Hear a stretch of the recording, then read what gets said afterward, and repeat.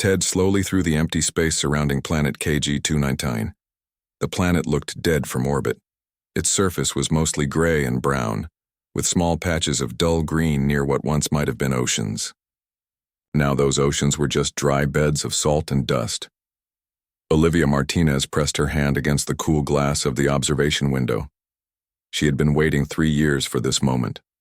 As the lead xenoarchaeologist on this mission, she had fought hard to convince Earth Command that this planet was worth exploring. And now here they were. Dr. Martinez, the landing team is ready. Captain Alan Wright stood in the doorway. He was a tall man with broad shoulders and a serious face. His uniform was perfectly pressed as always. "Thank you, Captain. I'll be right there." Olivia gathered her tablet and equipment. Her heart beat faster as she walked to the shuttle bay. This could be the discovery that changed everything. The small shuttle landed on a flat plain near what sensors showed was once a large city. Olivia was the first to step onto the planet's surface. The gravity was slightly stronger than Earth's, making her steps feel heavy. The air was thin, but breathable. A cold wind blew dust across the empty landscape. "Keep your comms open and stay within visual range," Captain Wright ordered the team of 8 explorers. "We have 4 hours before sundown." Olivia led the way toward the ruins. From a distance, they looked like ordinary hills, but as the team got closer, they could see the remains of structures, buildings that had once reached high into the sky but now were just broken shells. "These structures are at least 3,000 years old," said Olivia, scanning with her equipment. But the technology level was very advanced, similar to our own, maybe even more so. The team spread out taking samples and images. Olivia found herself drawn to a large dome-shaped building that was still partly intact. She climbed carefully over fallen stones and entered through a gap in the wall. Inside, the air was still. Dust covered everything, but she could see the remains of what looked like computer terminals and scientific equipment. This had been some kind of research facility. "I found something," she said into her comm unit. She brushed away years of dust from a smooth panel on the wall. Unlike the other ruins, this panel seemed completely undamaged. It glowed faintly when her fingers touched it. Captain Wright joined her a few minutes later. "What is it?" "I'm not sure yet." Olivia connected her tablet to the panel. "The symbols match patterns we've seen on 6 other dead worlds. This makes 17 civilizations that have mysteriously vanished after reaching a certain level of technology." The panel suddenly lit up with a soft blue glow. Symbols and images flashed across its surface. "It's responding to our tech," Olivia said, excitement making her voice shake. "It's trying to interface with my tablet." Captain Wright frowned. "Is that safe?" "It's just data," Olivia said, already focused on the stream of information flowing into her device. "Wait, this is incredible. It's some kind of warning message. They knew something was coming for them." Back on the horizon, Olivia connected her tablet to the main computer. The ship's AI began translating the alien data. Images appeared on the main screen. Strange ships with smooth black surfaces. No visible engines or weapons, but something about them seemed threatening. They called them the Harbingers, Olivia explained to Captain Wright and the senior crew gathered in the meeting room. According to these records, these entities appear when a civilization reaches a certain technological level. They announce themselves with strange energy signatures at the edge of the star system, and then, she paused, looking at the grim faces around her. Then they wipe out the civilization, completely. "Why?" asked the ship's engineer, a young woman named Gina Ross. "The data doesn't say," Olivia replied. "But it does say this civilization tried to fight back. They built weapons, tried to hide, even attempted to contact the Harbingers. Nothing worked." Captain Wright stood up and walked to the window, looking out at the dead planet below. "If this is true, it could explain why we've never made contact with other intelligent life. They're all gone." "Not all of them," said Olivia.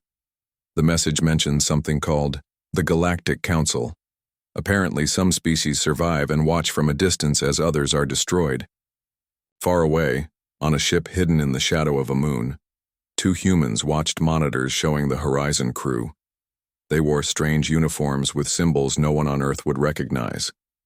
They found the warning, said Daniel Frost, a man who appeared to be in his 40s but was actually much older thanks to the Council's life extension technology. Samantha Bell nodded, her face serious. Earth wasn't supposed to discover this for another 50 years. This changes the timeline. We need to report it, Daniel said, though his voice lacked conviction. Samantha looked at him sharply. You know what will happen if we do. The Council will just watch like they always do. Earth will be the 18th civilization to disappear. The Council has rules for a reason, Daniel argued, but he didn't sound convinced. Non-interference has been their policy for thousands of years. Maybe it's time for that to change. Samantha turned back to the monitor showing Olivia studying the alien data. Look at her. She's close to understanding it all. Closer than any of the others got at this stage. On the horizon, Captain Wright received a message from Earth Command. Dr. Martinez, we've been ordered to leave immediately. Command wants us back on Earth. What? We can't leave now, Olivia protested. We've barely scratched the surface of what's here. They were very clear, the captain said, showing her the message. Priority 1, all exploration teams to return, immediately. Olivia read the message, her face growing pale. They've detected unusual energy patterns at the edge of our solar system, just like the ones described in the warning. Captain Wright nodded grimly. We leave in 30 minutes. Gather everything you need. Your research just became the most important project in human history. As the Horizon prepared to depart, Samantha made a decision. She began typing a message, encoding it in a way only Earth scientists would understand. What are you doing? Daniel asked, alarm in his voice. Breaking protocol, she replied. The Council has watched 17 civilizations die. I won't let Earth be the 18th. She sent the message, containing everything the Council knew about the Harbingers, then turned to Daniel with determined eyes. It's time someone broke the cycle. 6 months passed since the Horizon returned to Earth. Olivia Martinez now worked in a large underground lab beneath the Rocky Mountains. Her days and nights blurred together as she studied the data from KG-219. The government had given her a team of 50 scientists, but she trusted only a few with the complete truth. Today, Olivia stood before a wall of screens showing strange energy patterns. The patterns had grown stronger every week.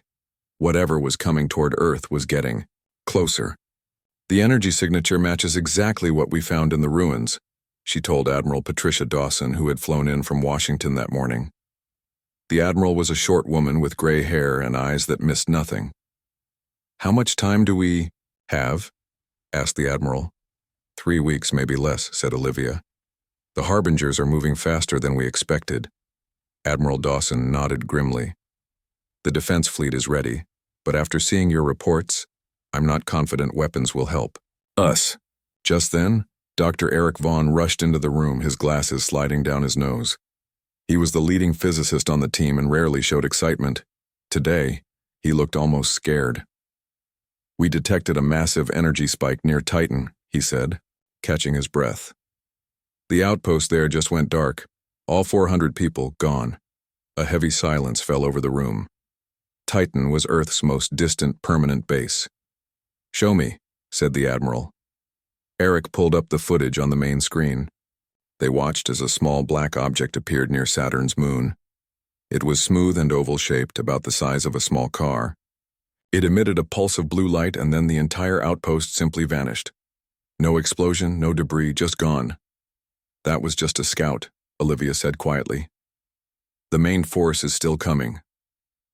Far away on the Council observation vessel, Daniel paced back and forth in his quarters. Samantha sat at a terminal trying to access restricted files. They know we sent the message, Daniel said nervously. The Council chambers are buzzing with talk of human interference. Let them talk, Samantha replied, not looking up. I found something more important. Look at this. Daniel leaned over her shoulder. On the screen was an ancient file, hidden deep in the Council archives. It showed diagrams of the Harbingers, not as unstoppable forces of nature, but as constructed machines. They were built? Daniel asked in disbelief. By someone called The architects, a species that vanished long before the council formed, Samantha explained.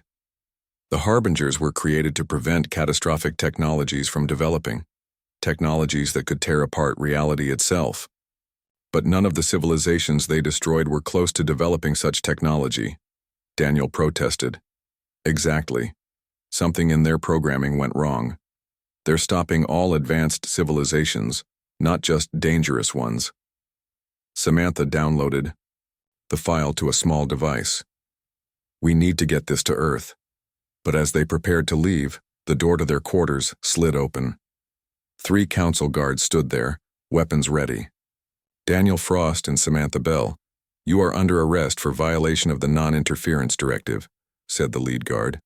Come with us. Back on Earth, strange things began happening. Power grids failed across entire continents. Electronic devices showed disturbing messages in unknown languages. The planet's magnetic field fluctuated wildly. In her lab, Olivia received an unexpected message. It came through an old radio system, not the modern quantum networks. The voice was distorted, but understandable. This is Daniel Frost of the Galactic Council Observation Team.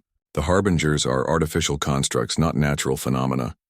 They were created to prevent dangerous technology, but are malfunctioning. Conventional weapons won't stop them. Look for the flaw in their logic. One civilization almost succeeded. The message cut off suddenly. Olivia tried to get it back but failed. She immediately called Admiral Dawson, who arrived an hour later with the Joint Chiefs of Staff. If they're machines, they can be hacked or disabled, said General Scott Harris after hearing the message. It's not that simple, Olivia replied. These machines have existed for tens of thousands of years. Their technology is far beyond ours. Then what do we do? Asked the Admiral, her voice steady despite the fear everyone felt. Before Olivia could answer, the doors to the lab burst open. A group of soldiers escorted a thin man with wild eyes and rumpled clothes. This is Dr. Kevin Monroe, said one of the soldiers. He demanded to see you. Said it's about the harbingers. Kevin stepped forward, clutching a tablet. I've been studying the energy patterns. The harbingers don't just destroy civilizations. They follow a script. They expect certain responses. Military resistance, technological countermeasures, attempts to hide. Each response triggers the next phase of their attack.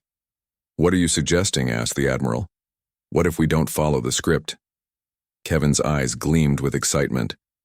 What if we do something no previous civilization has tried? Olivia felt a spark of hope for the first time in months. The message said one civilization almost succeeded. Maybe they tried to break the pattern. Meanwhile, in a holding cell aboard the council ship, Daniel and Samantha awaited their trial. The punishment for breaking the non-interference directive was severe, mind-wiping at minimum, execution at worst. The cell door slid open. Daniel expected guards, but instead saw Council Elder Zal Nur. The Elder was one of the oldest beings in the galaxy, with pale blue skin and 3 sets of eyes that blinked in sequence. What you did was foolish, said the Elder in a low voice. But perhaps necessary. You're not here to punish us? Samantha asked cautiously. I have watched 382 civilizations perish during my lifetime, Zal Nur replied. I have begun to question our policy of observation without action. The Elder handed them a small device. This will disable the security systems on the lower level. There is a scout ship in Bay 12. Its navigation is already programmed for Earth. Why help us? Daniel asked. Because in all my years, no species has ever tried to warn another about the harbingers, Zal Nur answered. Perhaps humans will do what we have never had the courage to do, break the cycle. On Earth, Admiral Dawson addressed the United Nations Emergency Council. On screens behind her, images showed the harbingers advance through the solar system. Already Mars' colony had fallen silent. We have 3 days before they reach Earth, she said. Based on new information, we are changing our strategy. Instead of preparing weapons, we will implement Operation Paradox. The room erupted in questions and protests, but the Admiral raised her hand for silence. For thousands of years, civilizations have faced this threat the same way. They all failed. It's time to try something that has never been done before. As she spoke across the globe, humanity prepared to meet its greatest challenge, not with guns and bombs, but with the one thing the Harbingers might not understand: unpredictability. Dr. Kevin Monroe stood before a large window in the command center. Outside, workers dismantled missile launchers and defense systems. Many military leaders had argued against this plan, but Admiral Dawson had stood firm. "This goes against every instinct I have," said General Harris, watching beside Kevin. "My entire career was about building stronger weapons, and now we're taking them apart." "That's exactly why this might work," Kevin replied. "The Harbingers expect us to fight or run. They don't know how to respond if we do neither." Across the room, Olivia worked with a team translating more artifacts from KG-219. The pieces were finally coming together. "I found something important," she called out. The others gathered around her screen. According to these records, the Tal Shir civilization almost survived. They discovered the Harbingers were programmed with specific response protocols. "What did they do differently?" asked Admiral Dawson. "They began dismantling their weapons and broadcasting messages of peace," Olivia explained. "The Harbingers actually paused their attack, but then something went wrong." "What happened?" Kevin leaned closer to the screen. "The records aren't clear," Olivia said, frowning. "But they mention betrayal from within. There's a reference to observers who ensured the cycle continued." A chill fell over the room. Admiral Dawson's eyes narrowed. "The Galactic Council. They've been watching civilizations die for thousands of years. What if they're not just watching? What if they're making sure it happens?" The scout ship carrying Daniel and Samantha dropped out of faster-than-light travel near Jupiter. They had been traveling for 2 days, pushed the small vessel to its limits. "Earth defenses will detect us soon," Daniel said, checking the sensors. "We need to send them a message before they shoot us down." Samantha prepared the communication system. "I'm still not sure they'll believe us. We're members of the organization that's been watching civilizations die for millennia." "We have to try," Daniel replied. "We have the complete Harbinger specifications from the Council archives. If Earth scientists can analyze them, they might find a weakness." Suddenly, warning lights flashed across the control panel. A large Council ship had appeared behind them. "They tracked us," Samantha said, her hands moving quickly over the controls. "Sending the data now, tight beam transmission directly to Earth's command center." On Earth, alarms sounded in the command center. Admiral Dawson moved quickly to a communications officer. "We're receiving a data transmission from near Jupiter," the officer reported. "And there are 2 ships out there. One is pursuing the other." "Put it on screen," ordered the admiral. The large screen showed a small craft racing toward Earth with a much larger vessel in pursuit. Data streamed into Earth's computers. "The transmission contains technical specifications for the Harbingers," Olivia said, examining the incoming data. "This is exactly what we needed." Kevin joined her, his eyes widening as he studied the information. "These are artificial intelligence constructs with a fixed decision tree. They evaluate threats based on specific actions. If a civilization deploys weapons, the Harbingers escalate. If they detect advanced energy signatures, they attack those sources first." "So our plan is working," Admiral Dawson said. "By dismantling our weapons and powering down our advanced technology, we're confusing their threat assessment." "Yes, but there's more," Kevin continued. "The Harbingers have a primary directive: prevent existential threats to the galaxy. They were originally programmed to stop only civilizations developing technologies that could damage the fabric of space-time. None of the civilizations they destroyed were close to developing such technology," Olivia pointed out. "Exactly," Kevin agreed. "Their programming has developed a flaw over thousands of years. They now see all technological advancement as a potential threat."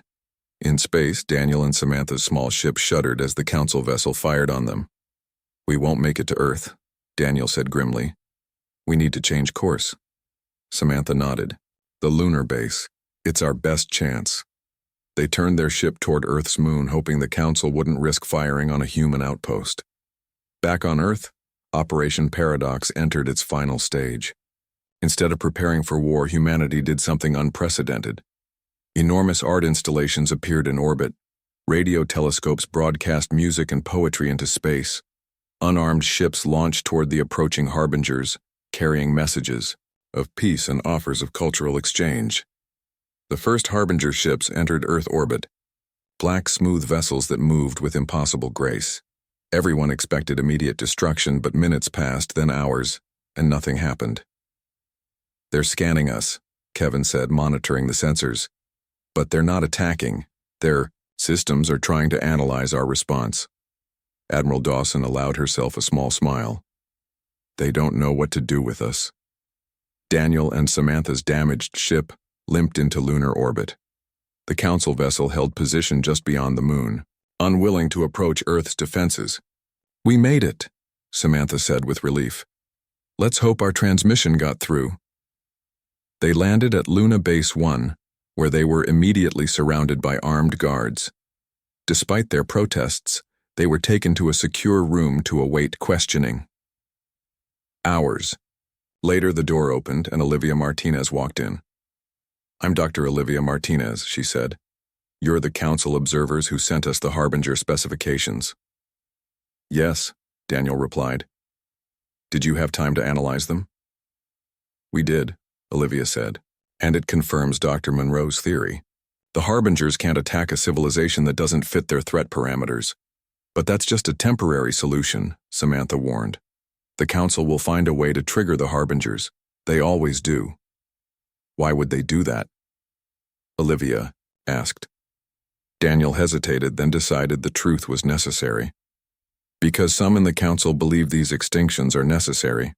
They think only species who survive the Harbingers deserve to join galactic society." Olivia's face hardened.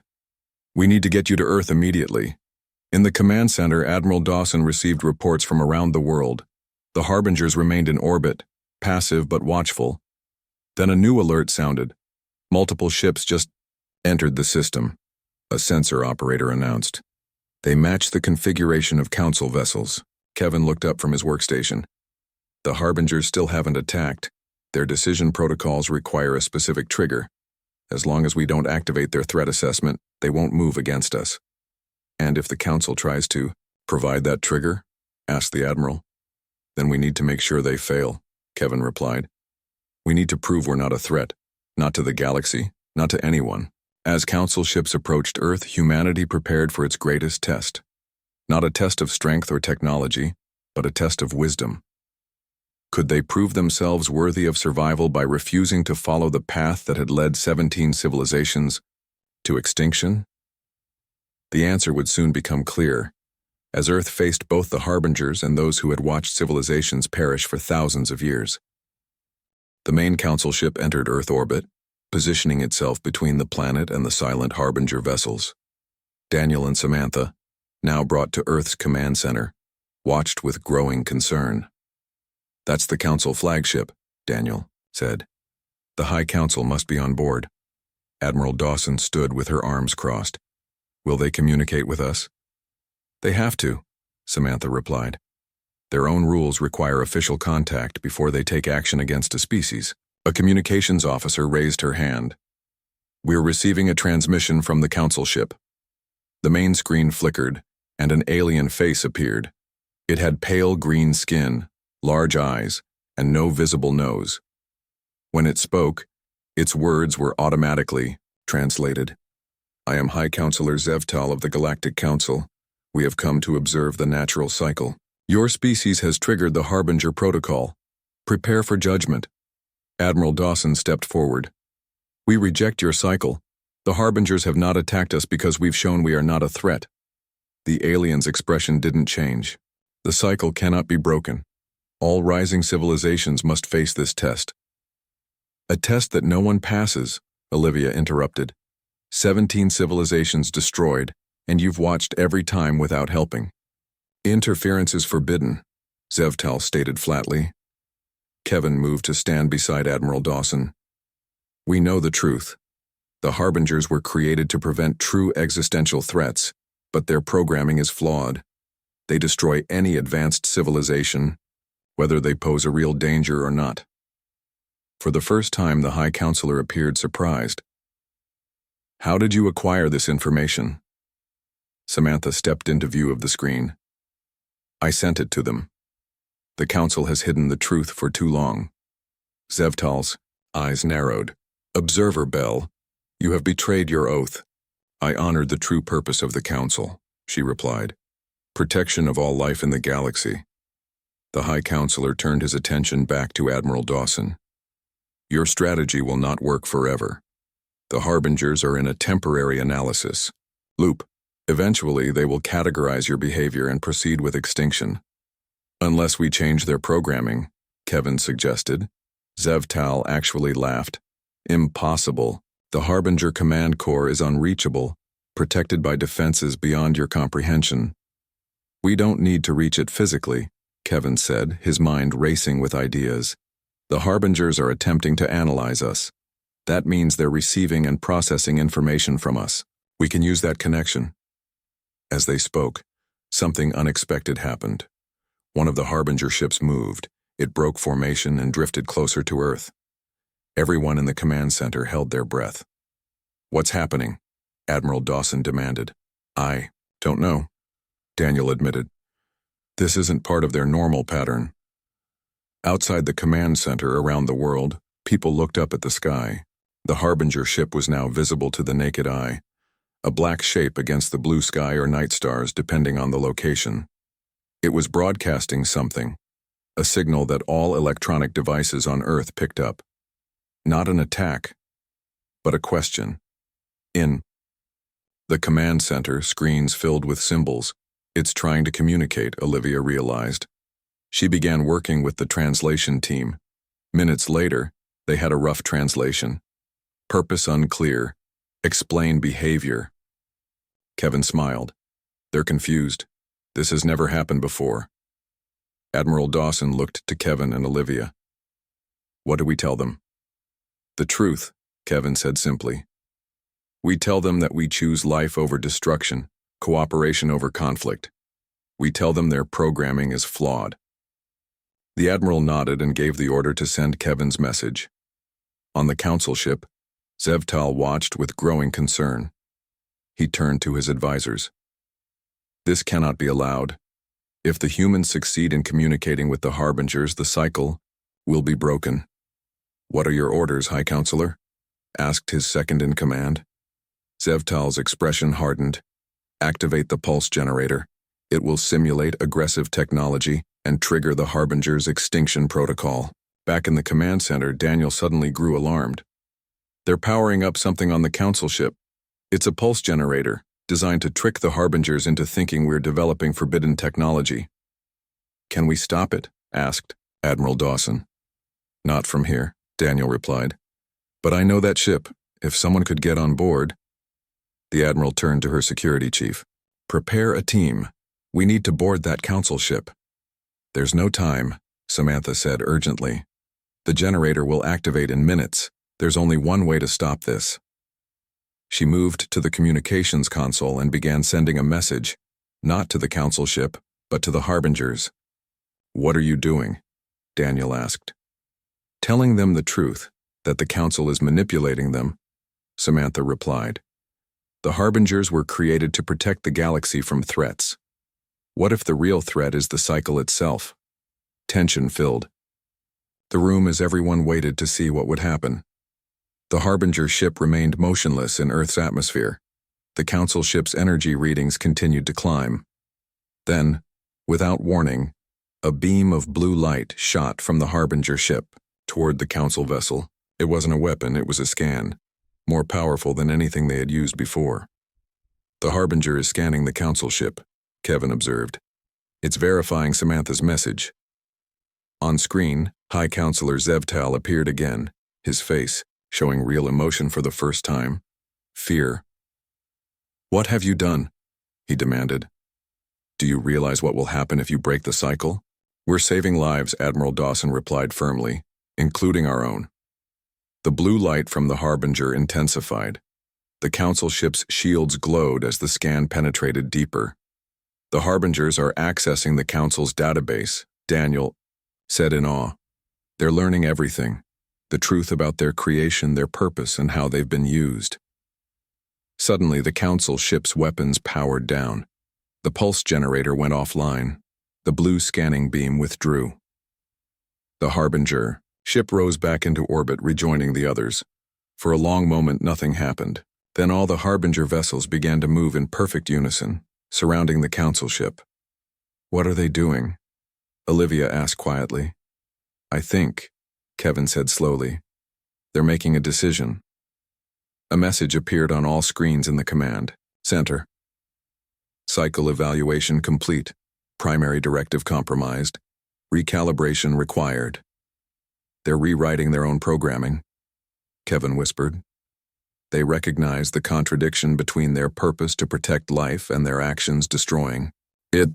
UN Secretary General Lisa Alvarez, who had been quietly observing, stepped forward. "Open a channel to both the Harbingers and the Council ship. It's time humanity spoke for itself." When the connection was established, she addressed both alien forces with dignity and determination. For thousands of years, the galaxy has watched civilizations perish. Today, that ends. We refuse to be the 18th extinction. We offer instead a new way forward, one where knowledge and life are preserved, not destroyed. The true threat to the galaxy isn't technological advancement, but the cycle of destruction itself. The Harbinger ships pulsed with blue light, as if considering her words. The Council ship remained surrounded, unable to interfere. On Earth, people held their breath, waiting to see if humanity had truly broken the cycle that had claimed 17 civilizations before them. 3 days passed since the standoff began.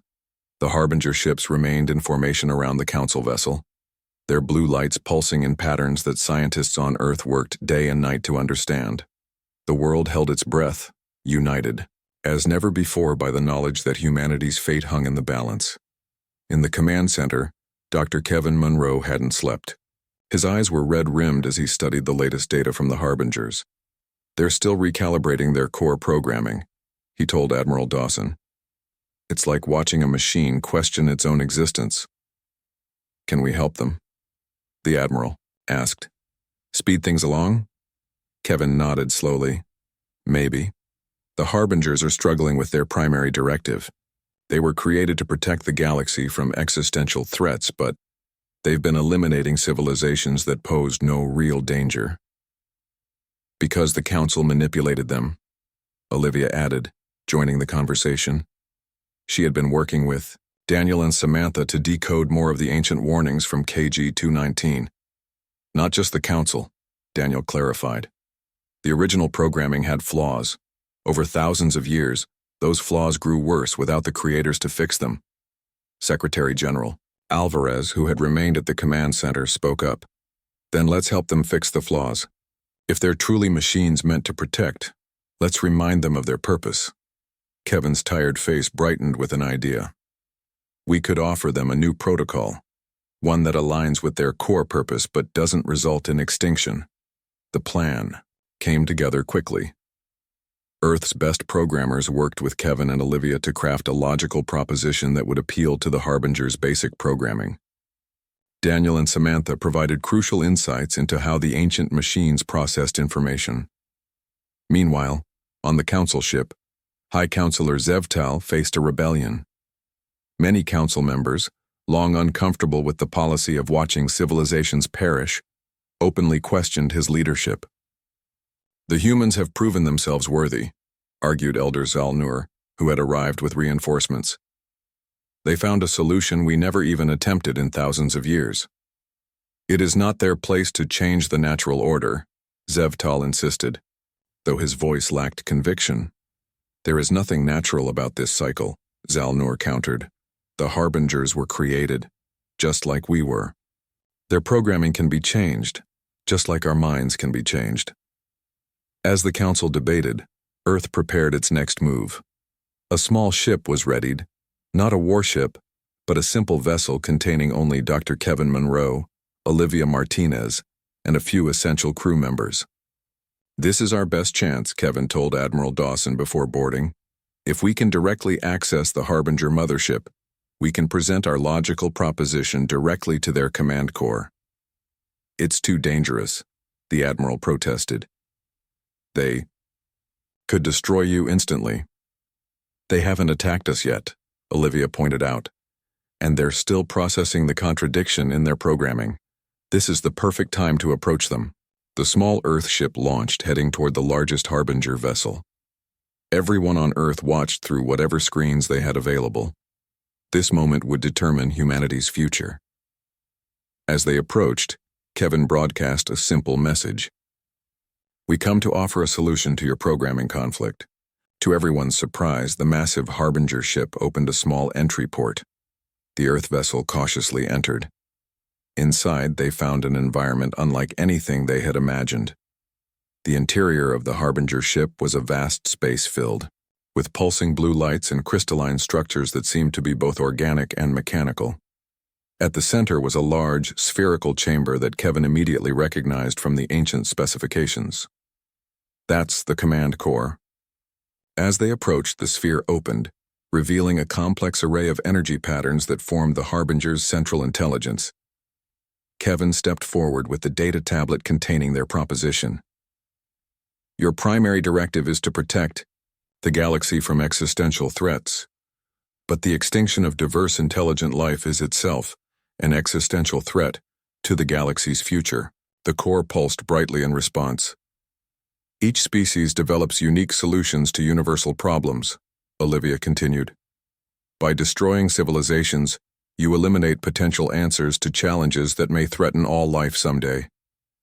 The core's pulsing changed rhythm, seeming to consider their words. Kevin presented their key argument. Logic conclusion. The preservation of diverse intelligent species serves your primary directive better than their extinction. For a long moment, nothing happened. Then the command core began to pulse rapidly, its blue light spreading throughout the ship.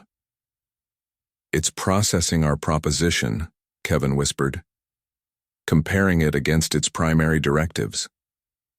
Suddenly, the entire ship hummed with energy. The core projected a message in symbols that their tablet translated. Logical paradox identified. Extinction protocol conflicts with primary directive. Yes, Kevin exclaimed. They understand the contradiction. The core continued. New protocol. Required. Propose parameters. This was the moment they had prepared for. Kevin uploaded their suggested protocol, one where the Harbingers would serve as guardians rather than executioners, intervening only when a civilization truly threatened the galaxy's stability. As the new protocol was being processed, a new ship entered the Harbinger vessel. Elder Zalnur emerged, accompanied by several council members. The High Council has been dissolved, the Elder announced. Too long have we hidden behind non-interference, while watching worlds die. We wish to join Earth in offering a new way forward. Together, humans and council members stood before the Harbinger core, united in purpose for the first time. The cycle ends today, Secretary General Alvarez declared in a global broadcast. Humanity has broken the pattern that claimed 17 civilizations before us. The Harbinger core made its decision. A new blue light, softer and steadier than before, spread throughout all their ships. The message that came was simple. New. Protocol accepted. Guardianship replaces extinction. 20 years later, Captain Ryan Phillips stood on the bridge of the Earth vessel New Dawn. Beside him were representatives from 3 species, survivors of civilizations that had been nearly wiped out by the old Harbinger protocol but were now being restored. We're approaching the planet now, his first officer reported. Sensors show signs of early technology development. On the view screen, a beautiful blue-green world appeared. Its inhabitants had just discovered radio waves and were beginning to look to the stars. Send the greeting message, Ryan ordered. Let them know they're not alone and that they never will be. As the New Dawn entered orbit, a Harbinger ship appeared nearby.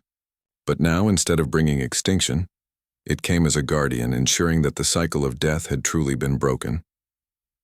In the observation lounge, Elder Zalnur stood with Olivia Martinez, now an ambassador to the new Galactic Alliance. For eons, we watched civilizations perish, the Elder mused. until humanity asked the one question we never dared to ask. "What was that?" asked one of the younger crew members. Olivia smiled. What if the cycle itself was the threat to be overcome? As the new dawn prepared to make first contact, Ryan looked at the diverse crew around him, humans working alongside species that would have been extinct if the old ways had continued.